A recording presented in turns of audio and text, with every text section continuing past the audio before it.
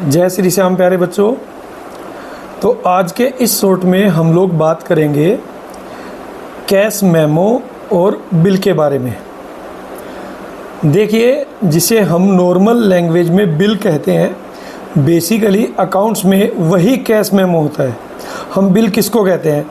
जब भी हम लोग कोई चीज़ कैश में परचेज करते हैं तो हम लोग कहते हैं भैया बिल दे दो, ठीक है।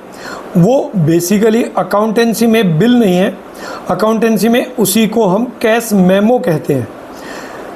कहा है कि cash memo is a source document which is prepared by the seller at the time of cash sales.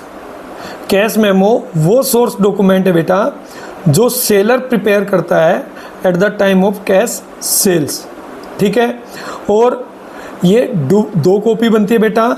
जो ओरिजिनल कॉपी है it is given by the seller to the purchaser, और जो डुप्लीकेट कॉपी है बेटा वो seller अपने पास खुद रख लेता है फॉर द रिकॉर्ड पर्पज, ठीक है। जबकि बिल की बात करें तो अकाउंटेंसी में bill is used when a firms purchase goods on credit, ठीक है।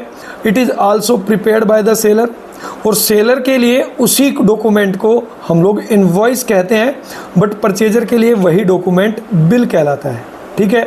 बिल क्या होता है? बिल जब कोई फर्म उधार माल खरीदती है तो सेलर उसको एक डॉक्यूमेंट देता है, ठीक है, जिसमें डिटेल्स होती है किसको उसने माल बेचा है, कौन सा माल बेचा है, कितनी क्वांटिटी, क्या पर यूनिट प्राइस है और टोटल अमाउंट कितना है, ठीक है। तो उसे हम कहते हैं बिल। बट जो कैश मेमो है, ठीक है, वो कैश सेल्स के लिए यूज़ होता है और बिल क्रेडिट्स परचेज और सेल्स के लिए यूज़ होता है। क्लियर? चलिए, जय श्री श्याम। हम मिलेंगे अपनी नेक्स्ट शॉर्ट में। जय श्री श्याम।